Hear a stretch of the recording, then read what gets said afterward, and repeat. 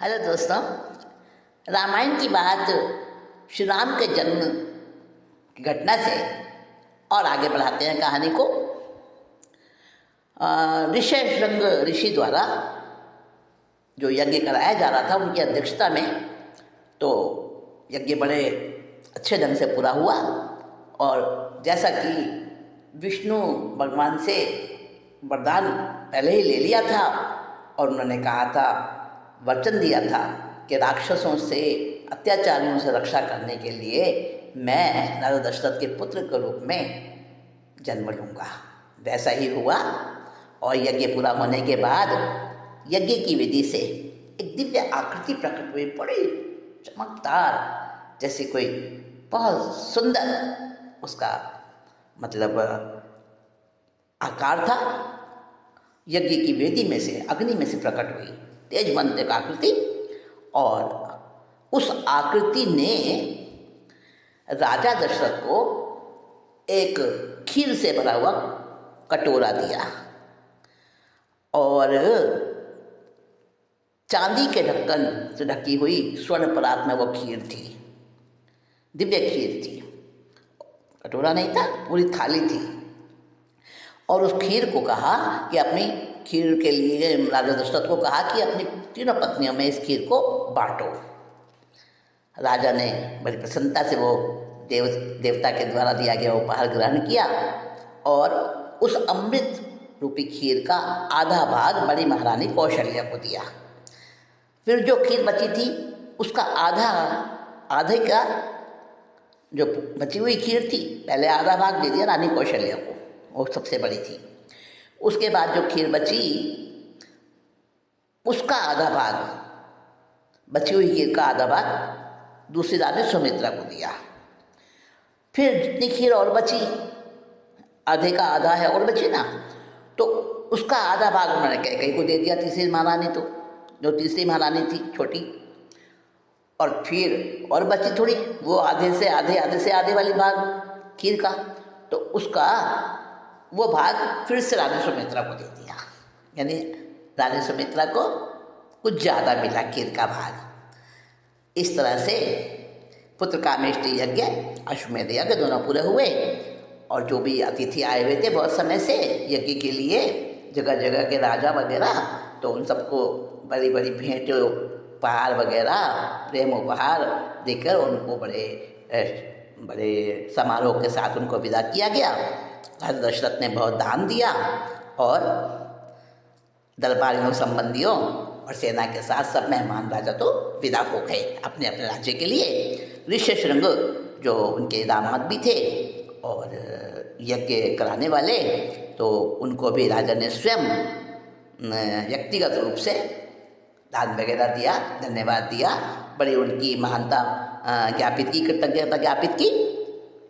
और फिर जो देवता आए थे यज्ञ में, हाँ यज्ञ में देवता भी आए थे, तो उन सबको जैसा जैसा उनका उस समय का तरीका था, रिवाज था, उनके भी सबको अलग अलग उन्होंने सर्वोच्च शक्तियाँ जो थी, न केवल श्री राम, वो तो विष्णु के अवतार थे, और शेषनाग के अवतार लक्ष्मण को माना जाता है।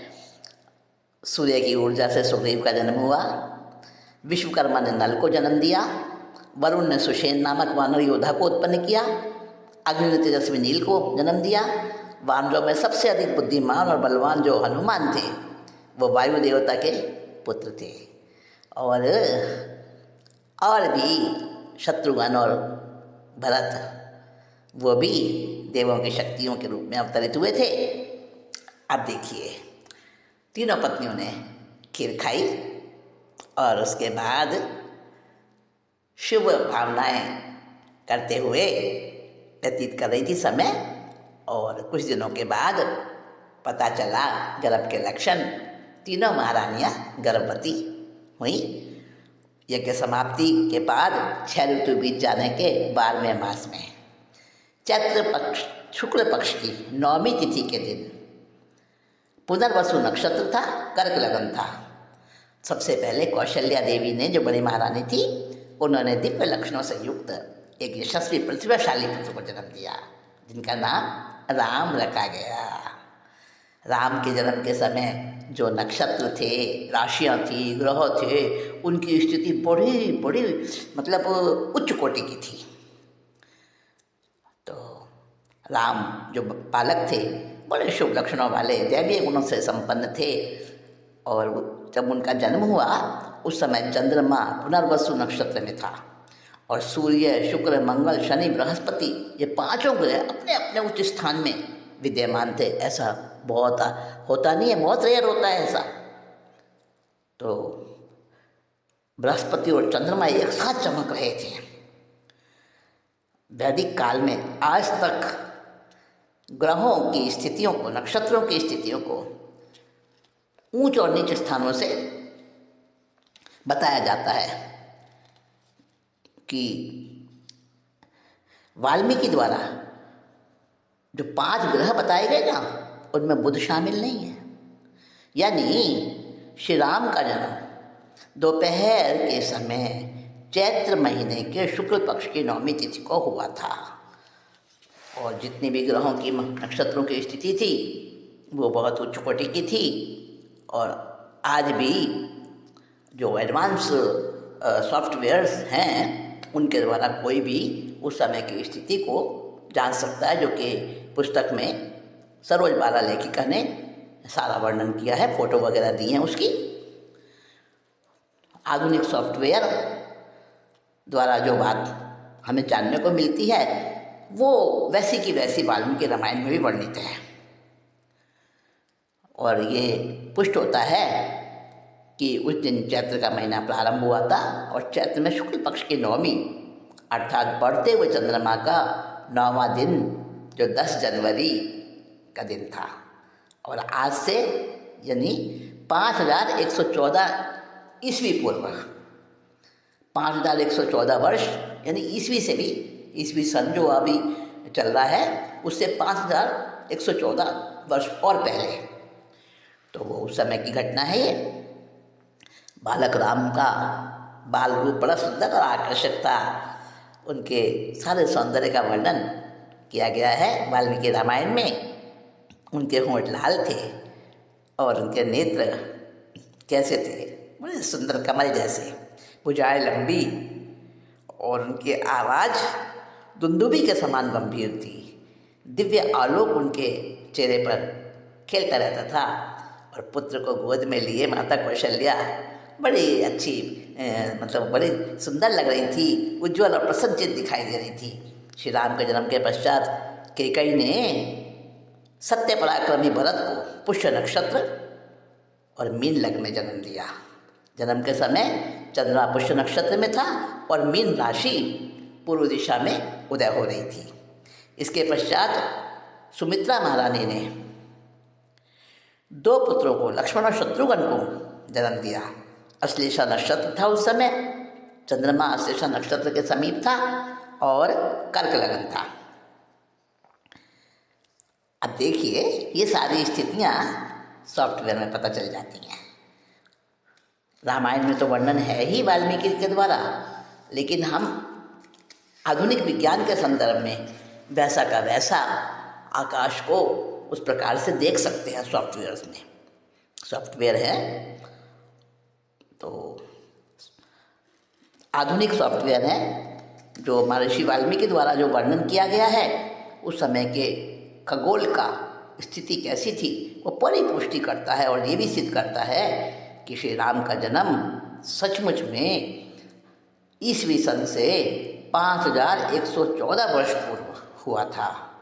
और अगले दिन भरत, लक्ष्मण और शत्रुघ्न का जन्म हुआ, यानी चैत्र शुक्ला दशमी के दिन। अब देखिए चारों भाइयों का जन्म हो गया है। उन मतलब राजा दशरथ पिता और तीनों माताएं, आप उनके मतलब खुशी का वर्णन समझ सकते हैं, कल्पना कर सकते हैं कि जिनका एक भी पुत्र नहीं था और चारों पुत्र, और वो भी दिव्य रूप संपन्न, ऐसे असाधारण पुत्र उनके चारों, है ना, वो उनके जन्म हुआ। फिर उसके बाद तेजस्वी थे चारों ही पुत्र। उनका जन्म होने पर अत्यंत आनंदित और प्रफुल्लित हो गया पूरा राज परिवार। गंधर्वों ने मधुरवाणी में गीत गाए, अप्सराओं ने नृत्य किए। अयोध्या नगरी में लोग मंत्रों का उच्चारण करते थे, पुष्पों की वर्षा करते, संगीत यंत्रों को बजाकर चारों ओर राजकुमारों को जन्म का उत्सव मनाया गया। राजा दशरथ बड़े हर्षित हुए, अपार धन दौलत उन्होंने दान में दे दी और बहुमूल्य उपहार दे देकर लोगों को अपनी खुशी का इजहार किया।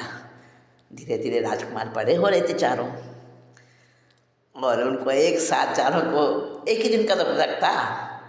राम सबसे बड़े थे, बाकी भाई तीनों भाई अगले दिन जन्मे।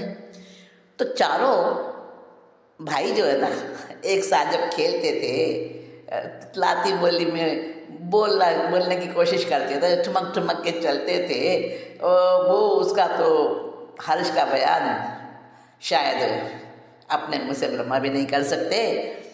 तो माता और पिता के हर्ष का तो कहना ही क्या।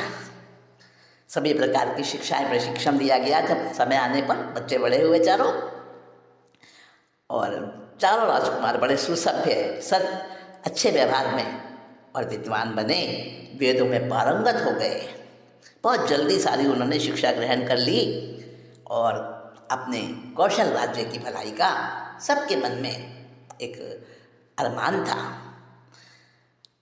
और माता पिता की, गुरुजनों की, सबकी सेवा में, भक्ति में सदैव आगे रहते थे चारों राजकुमार। और श्री राम उन चारों में से अत्यंत तेजस्वी थे, यशस्वी थे, धैर्यवान थे। अयोध्या के लोग उनसे और ज़्यादा प्रेम करते थे, चारों से ही करते थे, लेकिन श्री राम से और ज़्यादा करते थे। प्रेम होता है गुणों से। तो लक्ष्मण का प्रेम श्री राम से बहुत ज़्यादा था, पहले से ही बहुत ज़्यादा था। और भरत की तरफ शत्रुघ्न ज़्यादा समर्पित हो गए।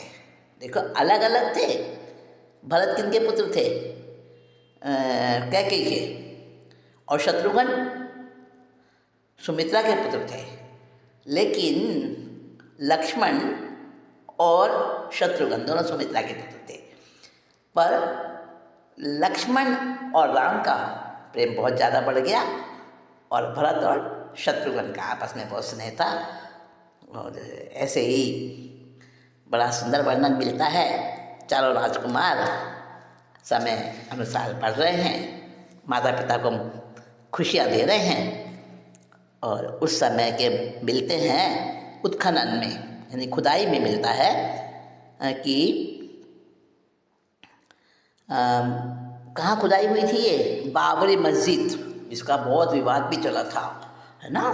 तो बाबरी मस्जिद जो थी, बाबरी मस्जिद, अब तो वहाँ पे मंदिर बन गया है, लेकिन बरसों से वो मस्जिद बताई जाती थी। लेकिन वहाँ श्री राम का वहाँ पे मंदिर था, हिंदू मंदिर था, और उनके अवशेषों पर वो मस्जिद बनाई गई थी। तो उसको जब खुदाई हुई ना वहाँ की, तो वहाँ सब कुछ मिला।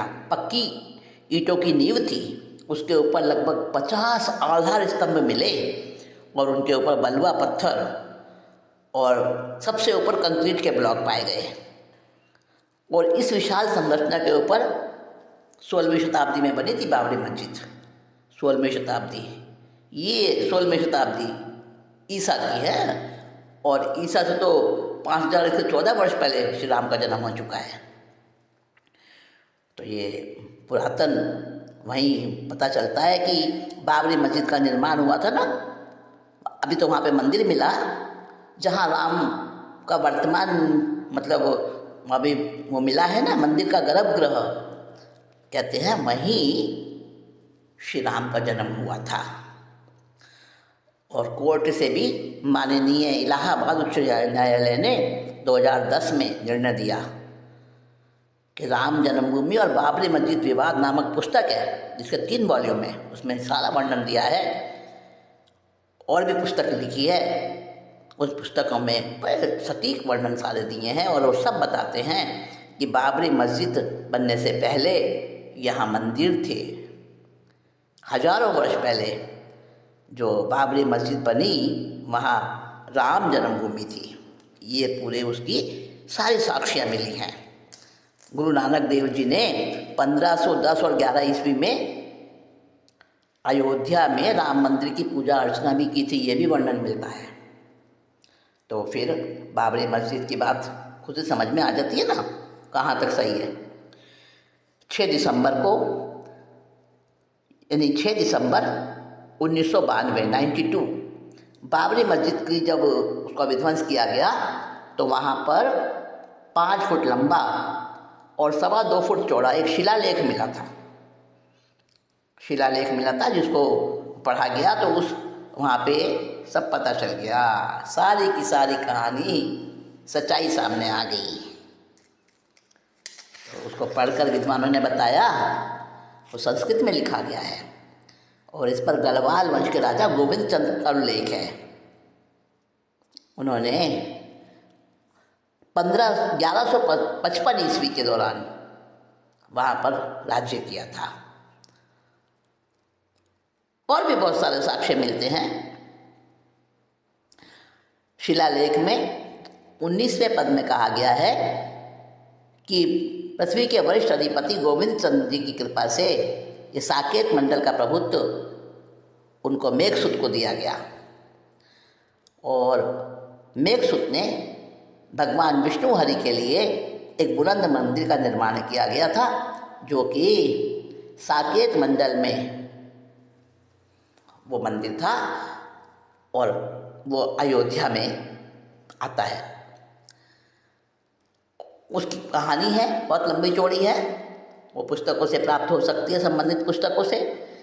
यानी ये सारा निर्विवाद रूप में सिद्ध हो गया है कि बाबरी मस्जिद जब बनी 11वीं-12वीं शताब्दी में तो एक भव्य मंदिर था वहाँ, उसके ऊपर बाबरी मस्जिद बनाई गई थी। वो मंदिर वहीं राम जन्मभूमि थी कोई समय पहले। अब पूरा उसका सारा वर्णन मिल गया है और जो वर्णन मिला है वो वर्षों पहले, हजारों वर्षों पहले वाल्मीकि रामायण में लिखित वर्णन से बिल्कुल मेल खाता है। अब अगली बात क्या आएगी कि श्री राम और लक्ष्मण बहुत छोटे थे, 15-16 वर्ष के थे, उससे भी छोटे रहे होंगे। ऋषि विश्वामित्र उनको अपने साथ ले गए थे। अब वो वर्णन नेक्स्ट टाइम बताऊंगी आपको। आज इतना ही कहकर विषय को विराम दे रही हूँ। इंटरेस्टिंग कहानी फिर से शुरू करेंगे आगे, है ना। अभी इतना ही। हेलो दोस्तों,